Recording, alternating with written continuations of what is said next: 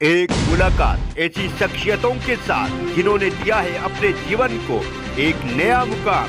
रूबरू कराएंगे ऐसी कुछ हस्तियों के साथ एक खास शख्सियत के साथ मुलाकात। जयदेव पटेल के साथ नंबर 1 इंडिया न्यूज पर रात।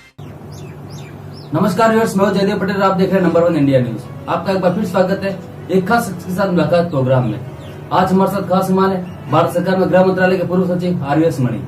आरवीएस मणि साहब, आपका बहुत बहुत स्वागत है आज के हमारे प्रोग्राम में। आरवीएस मणि साहब, आपसे मेरा पहला सवाल है कि देश के अलग अलग राज्यों में हिंसा के बाद अब दिल्ली के जहांगीरपुर में कल शोभा यात्रा के दौरान जिस तरीके की हिंसा भड़की, जिस तरह की स्थिति पैदा हुई, पहला रिएक्शन क्या है आपका?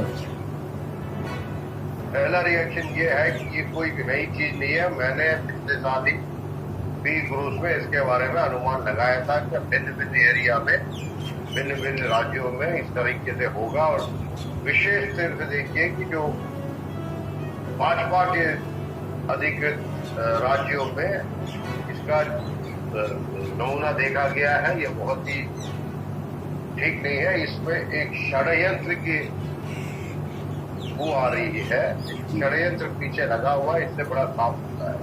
इसमें कोई भी दो मत नहीं होता। आगे आरवीएस मणि साहब, जब दिल्ली में इस तरह घटना होती है तो इसमें जिम्मेदारी किसकी तय होती है, ये मैं आपसे समझना चाहता हूँ, क्योंकि राज्य सरकार केंद्र सरकार पर ठिकरा फोड़ती है और केंद्र सरकार राज्य सरकार पर ठिकरा फोड़ती है। इसी तरह की बयानबाजी राज्य सरकार और केंद्र सरकार के हम कल से देख रहे हैं।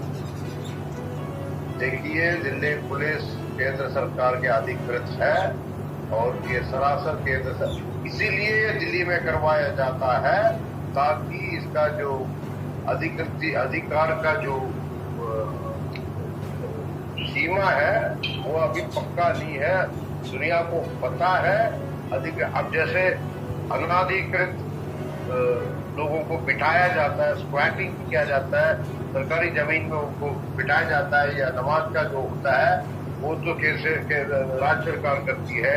उन लोगों को अवैध तरीके से जो भी काम करना होता है वो तो राज्य सरकार के अंदर आता है।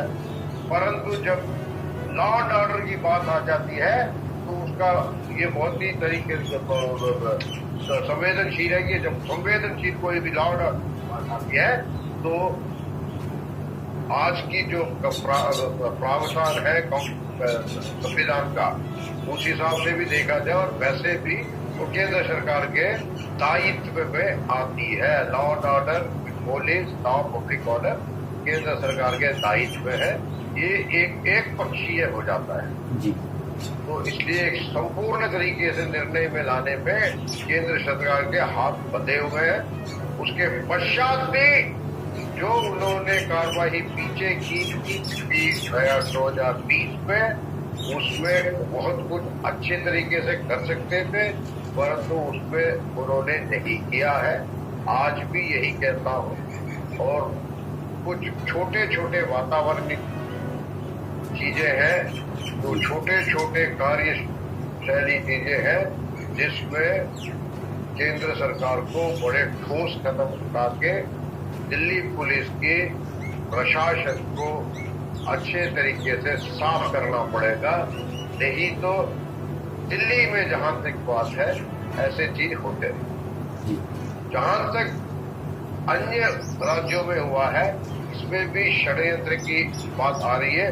यूपी में लगभग 900 रामनवमी के यात्रा निकले थे, उसमें तो कहीं पे कोई ऐसा बात नहीं हुई, ऐसा कोई हिंसा भी दिखाई नहीं दिया। क्यों? क्योंकि वो एक मस्कुलर पॉलिसी के लिए जाने जाते हैं, प्रसिद्ध है। उनके साथ ये पता है कि कोई भी तरीके से अवैध पत्थरबाजी हो या कोई भी अवैध कार्यक्रम करेंगे, किसी भी शांतिपूर्ण यात्रा के ऊपर हम हमला करेंगे तो उसका परिणाम क्या होगा उनको पहले से ही बता दिया गया। परंतु अन्य एरिया में आज पता चला है, जो मध्य प्रदेश में हुई है, जो गुजरात में हुई है, वो भी अच्छे तरीके से, ठोस तरीके से उन्होंने उसका प्रतिक्रिया दिया है। परंतु दिल्ली में अभी तक सिर्फ आज नहीं है। दिल्ली में आप एक बात देखिए, फतेहपुरी दुर्गा मंदिर जब तोड़ा गया था जी तब भी अमन समिति और फलाना टिकना करके कई बार आज से 3-4 साल पहले तब भी कोई ठोस कदम नहीं उठाया गया। जी ऐसे ही कई 3-4 ऐसे फिर 100 से ज्यादा दिन तक आपको दिल्ली के अंदर शाहीन बाग में सड़क यातायात में बाधाएं की गई थी, तब भी कोई ऐसा ठोस कदम नहीं हुआ था। शाहीन बाग की जब बात हो रही थी तो सभी को पता था कि ये विदेशी तत्वों के हाथ में से जा रहा। अच्छा, इस संदर्भ में एक बहुत ही महत्वपूर्ण बात कह दो। जी शाहीन बाग का जो प्रोटेस्ट था वो कहते थे CAA के ऊपर, है ना, यही कारण बताया जाता है। जी शाहीन बाग के किसी ने भी CAA जो भी वहां पर बैठे हुए थे, धरना दे के बैठे हुए थे, फिल्म स्टार आए पता नहीं कितने करोड़ लेके वो आके उसके समर्थन में खड़े हुए थे। दीपिका पादुकोण JNU में आके खड़ी हुई थी, अन्य लोग हुए थे, किसी ने भी CAA पढ़ाई नहीं। जी मेरा इस चीज का दावा है, चुनौती है, क्योंकि CAA में किसी भी तरीके से किसी भी ऐसा कोई भी ऐसा प्रस्ताव नहीं है जिसमें भारत पे स्थित भारत के रेसिडेंट भारत के नागरिक मुसलमान को किसी तरीके से बाधा पहुंचे। जी परंतु एक तरीके से भ्रम क्रिएट किया, भ्रम बनाया गया था कि CAA में सब कुछ हो जाएगी, ये हो जाएगी, वो हो जाएगी। किसी ने पढ़ा नहीं। उस हिसाब से विदेशी तत्वों के विशेष तौर से पाकिस्तान और तत्कालीन अफगानिस्तान में भी तालिबान का काफी पकड़ हो चुका था। इन लोगों ने आगे भड़काने की कोशिश की, तब भी क्या उस वक्त वो एक लॉ एंड ऑर्डर का मसला नहीं था, वो मुद्दा एक फॉरेन स्टेट का था। केंद्रीय शासित बलों को वहां पर लगा देना चाहिए था, वहां तैनात करना चाहिए था, वो नहीं किया। इसके वजह से 200 दिन तक वो दिल्ली को रोक पाए। जी RS मणि साहब, उसके बाद जी मैं दोबारा आता हूँ, इस पूरी हिंसा में क्या आप मानते हैं कि पुलिस का फेलियर है? क्योंकि 2-3 दिन से हम लगातार देख रहे हैं कि और भी राज्यों में इस तरह की हिंसा हो रही है, तो पुलिस ने सुरक्षा व्यवस्था का पुख्ता इंतजाम क्यों नहीं किए, और अगर किए तो फिर हिंसा हुई कैसे? जी आप बिल्कुल, आपके साथ मैं इस मामले में एक ही पक्ष में हूँ कि देखिए, जहां पर कारगांव में हो गया और ऐसा बड़ा किस्सा हो गया, गुजरात में हो गया, अन्य जगह पर कैरोली जो राजस्थान में हुआ, उसके बाद उनको तो एकदम तुरंत ऐसे कदम उठाने चाहिए थे इसको रोकने के लिए। इसके कई SOP होते थे, इमीडिएटली ऐसे संवेदनशील एरिया में इनको निकालने चाहिए। यात्रा एक, कि आपने वीडियो देखा होगा, जिस रास्ते से जिस पथ से यात्रा जाना था, केवल वहां पर प्रताड़ना हुआ। जो प्रताड़ना हुई है एक कम्युनिटी के ऊपर, उनके घरों में, उनके गाड़ियों में, उनको जिस गलियों में रहते थे, एक गली में नहीं, एक पथ में नहीं, एक रास्ते में नहीं, भिन्न भिन्न जगह घुस के मारे। इसका मतलब ये यात्रा कोई प्रोवोकेशन नहीं था, उनका प्री डिसाइडेड प्लान। और ये उनको अनुमान लगाना चाहिए था। जो कमिश्नर ऑफ पुलिस का दायित्व है, उनको अनुमान लगाना चाहिए था, जो उन्होंने नहीं किया। इसीलिए ये बहुत बड़ा फेलियर रहा है दिल्ली पुलिस के। कई और भी बुनियादी के जब भी उनके अच्छे काम होते हैं, मुझसे ज्यादा उनको सराहने करने वाला, जैसे स्पेशल सेल दिल्ली पुलिस बहुत ही उत्तम काम करती है। पिछले साल भी कई पाकिस्तान बेस्ड टेरर मॉड्यूल्स को, स्लीपर मॉड्यूल्स को उन्होंने तोड़ा है। तो इसलिए वो जब भी हो कहती है, जब वो विशेष सराहना के काम करते हैं, तो हम बिल्कुल साथ होकर खड़े होकर करते हैं। और मुझे दिल्ली पुलिस की कैपेसिटी के बारे में, विशेष तौर से स्पेशल सेल की कैपेसिटी के बारे में बहुत अच्छा संज्ञान है। परंतु बात कहाँ, जब पहला अवैध आदमी बैठता है, जी जब पहला अवैध आदमी बैठता है तो उसके पास बात किसी भी नागरिक होने का प्रमाण ही नहीं होता। उससे जब ये पहला अपना हफ्ता लेके उसको बिठा देते और दिल्ली पुलिस के लोकल थानों में ऐसे लोग, ऐसे क्रिमिनल्स के संबंध आमतौर पे दैनिक बेसिस पे होती है, डेली बेसिस पे।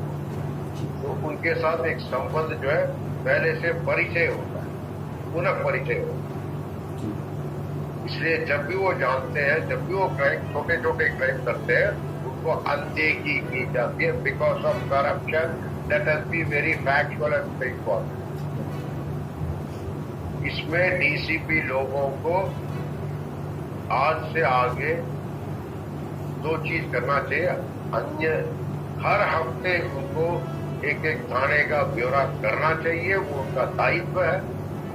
नहीं तो इनका जो परफॉर्मेंस अप्रेजल, जितने भी डीसीपी का परफॉर्मेंस अप्रेजल होगा वो पब्लिक करेगी, न केवल उनका ऑफिसर है।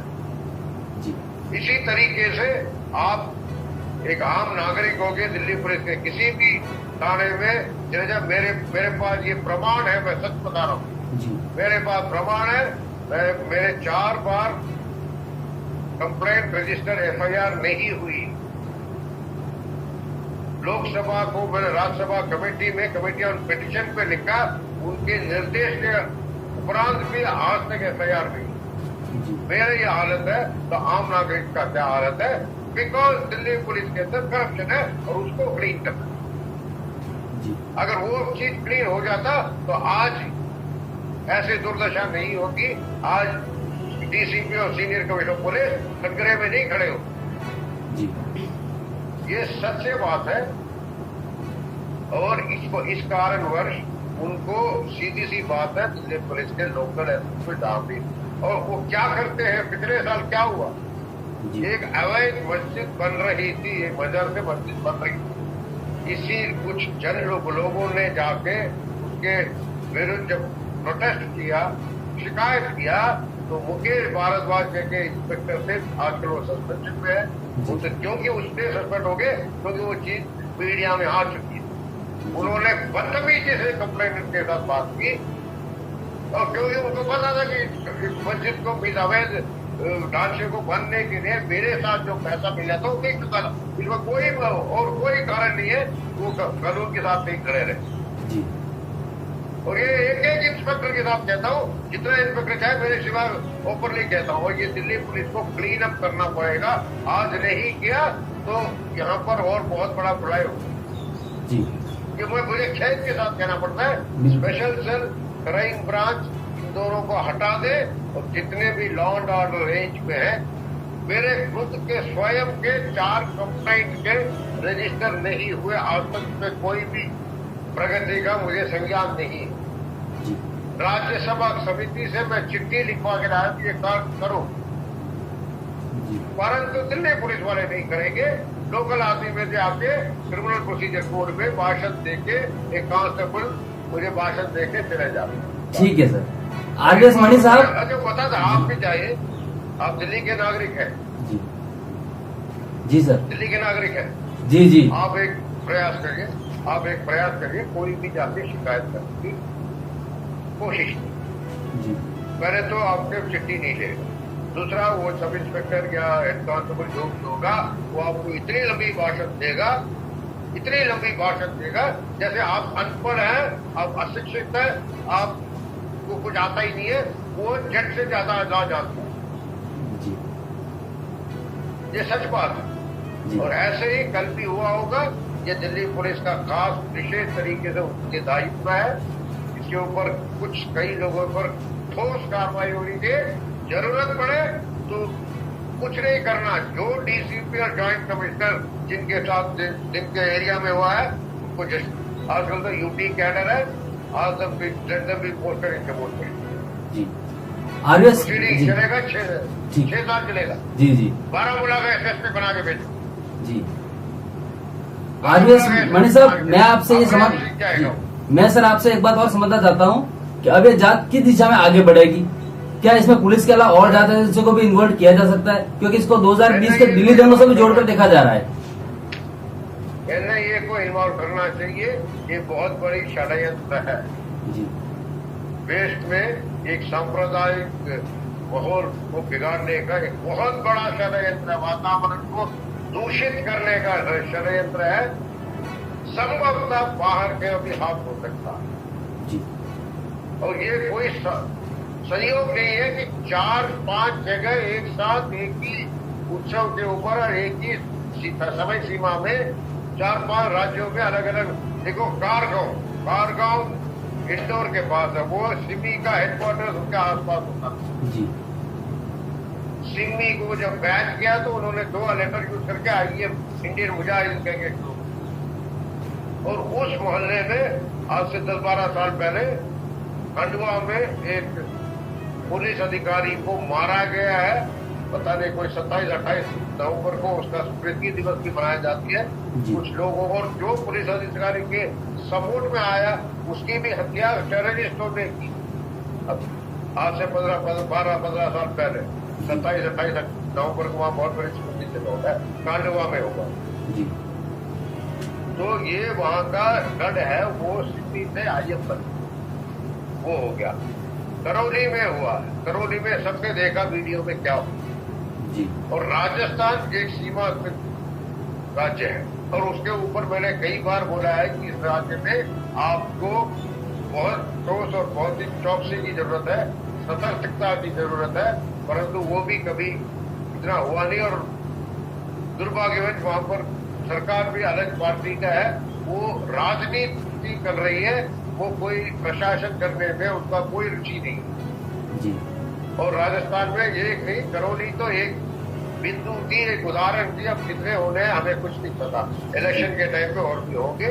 जी अल्पसंख्यक का राजनीति करते गए। ठीक है सर। आरवीएस मणि साहब, में क्या होगा जी देश की राजधानी दिल्ली में है और खासकर जब ऐसी घटना होती है तो एक बड़ा संदेश जाता है, और ये दूसरी बार है जब इस तरह की हिंसा बढ़ के। इस पर मेरा सवाल है कि आप स्वयं पूर्व गृह सचिव रह चुके हैं और आपको एक लंबा अनुभव भी है, क्या आपको लगता है कि इसमें किसी तरह की विदेशी ताकतों का इन्वॉल्वमेंट हो सकता है? 100% हो सकता है।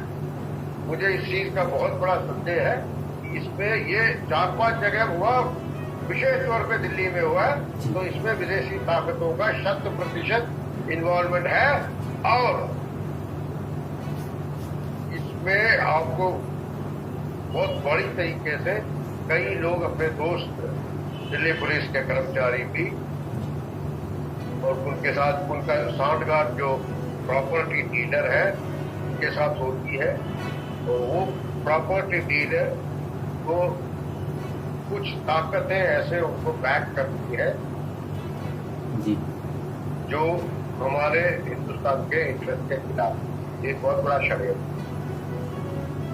तो इसको भी आपको कई बहुत लंबा षड्यंत्र है। ये सब चीजों को मद्देनजर रखते हुए दिल्ली में जो कल घटना हुई थी उसको एनआईए राष्ट्रीय जांच एजेंसी को देना ही होगा। इसमें कितना और उनको सिर्फ ये नहीं देना, जितने भी जगह यह षड्यंत्र हुआ है इसको देना पड़ेगा, क्योंकि ये कोई सांप्रदायिक लड़ाई नहीं थी। कोई सांप्रदायिक देखो, बाद में आपको पता चला कर्नाटका हाईकोर्ट से भी ये बात आई है कि हिजाब का जो मामला हुआ था उसमें कोई इनविजिबल हैंड था। मैंने कह रहा है कर्नाटका हाईकोर्ट ने कहा वो इनविजिबल हैंड ही कौन सा है, वही चीज जांच में नहीं पता चले। वैसे ही अगर हिजाब जैसे चीज में अगर इनविजिबल जांच होता है तो हो सकता है, तो ऐसे चीजों में भी पक्का इनविजिबल जांच है। ये प्लान है, पत्थर सबके छतों में मिले गए हैं, स्वॉर्ड्स लंबे लंबे कृपान मिले गए हैं, गोलियां चली है। तो ये सब जो है तुरंत में किसी में रैंडम रायोटिंग में की।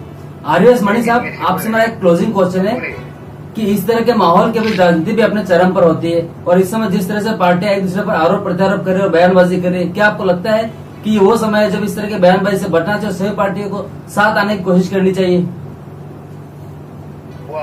भैया साथ तो आएगी नहीं, क्योंकि मैंने पहले भी कहा है कि कई बार 26/11 हो या कई चीज में इसमें एक राष्ट्रीय कुछ तत्कालीन राष्ट्रीय पार्टियां साजिश में थी ISI के साथ, ताकि वो किसी हिंदुओं को ब्लेम कर दें। ये मेरा और रिकॉर्ड स्टेटमेंट जी एक नहीं कई है।